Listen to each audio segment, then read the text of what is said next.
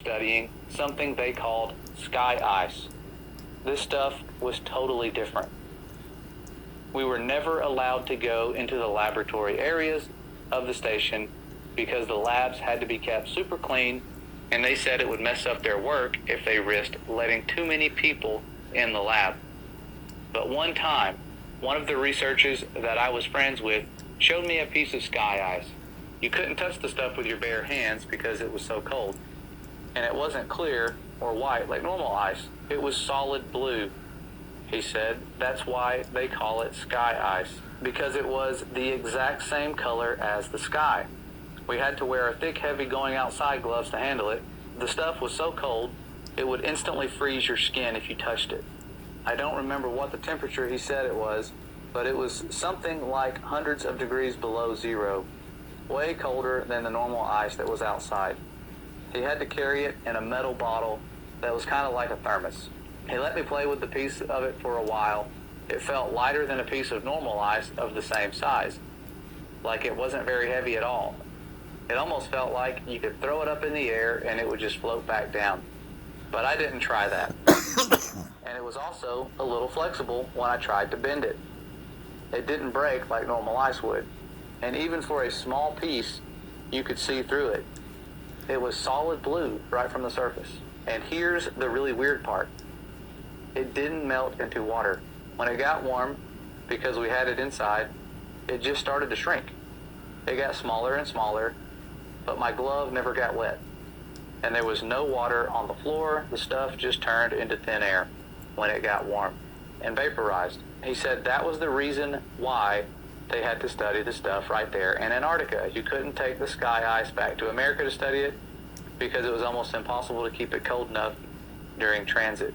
And then they shared a verse right here where it says, "And above the firmament that was over their heads was the likeness of a throne as the appearance of a sapphire stone.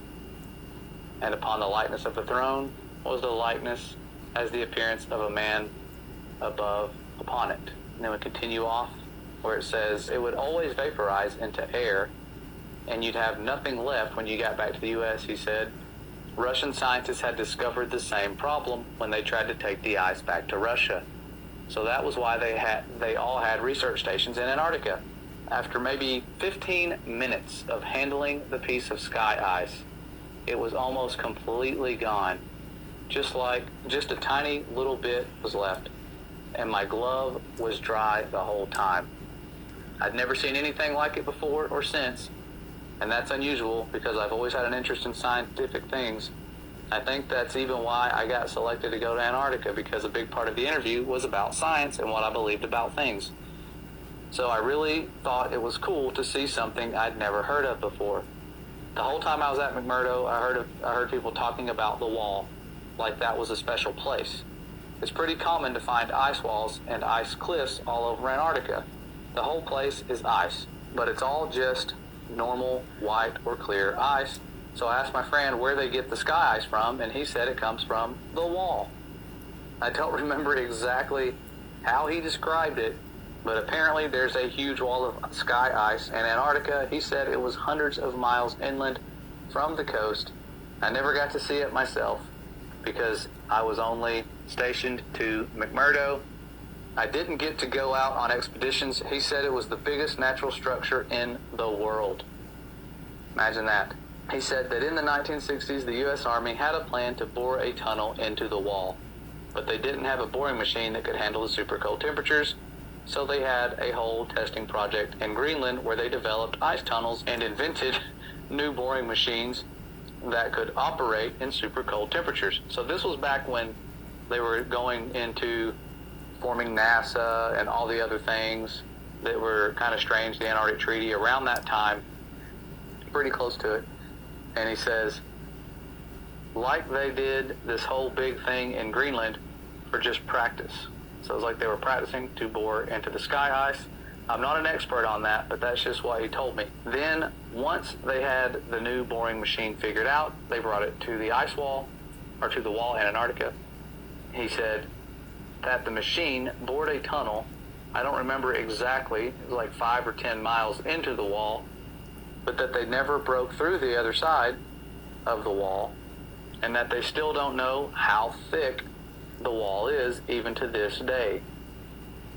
And I'm probably not remembering this part correctly, but I think he said that at first the floor of the tunnel was solid rock, but after a mile or two in, the floor was sky ice, like it was sky ice underneath after a certain point or something like that. And apparently the wall slowly builds itself back up. So it slowly builds itself back up after you cut it, because after a year or so, the tunnel had shrunk smaller all by itself, like a self-healing wound. It starts closing up. They had to leave the boring machine inside the wall because the tunnel shrunk too small to get it back out. And after a few decades, the tunnel was completely gone. Like the part of the wall was solid again. He said that now the scientists were trying to use technology to figure out how thick the wall is. He said something about putting earthquake sensors all along the wall, and that somehow you could measure the signal from an earthquake to see how thick the wall is. But he kind of lost me on that part. I never really thought about any of that after I left. It was really weird stuff, but I didn't think it was a big deal at the time. But then a few weeks ago, I saw a map of the wall in Antarctica, except the map was all flat and crazy looking, and it showed the wall going all the way up over the whole Earth. So since then, I've been trying to learn more about the sky ice that I saw and the wall that I heard about, but I can't find anything at all. So now I'm really wondering if there could be a connection here. And that's how I found this group. So I hope that maybe some part of my experience will help someone figure something out. Well, thankful to that person. If they were telling the truth, that is some very interesting information given what we know surrounds us. We know that the firmament's not just made out of ice. It's something special. That could just be something near the foundation to prevent you from going all the way to it. The Father's design is very complex, and he has foreknowledge. He knows what mankind's going to try to do. Those little nuclear bombs they shot at the firmament was nothing to the firmament. They can't break it. They've tried. If they could, they would, but they can't. And this is just one of those stories that confirms a lot of what I had assumed would be going on. I always thought, man, if they are out there and they can go to it, they're probably trying to drill through it, and if they are, how have they not gone through it already?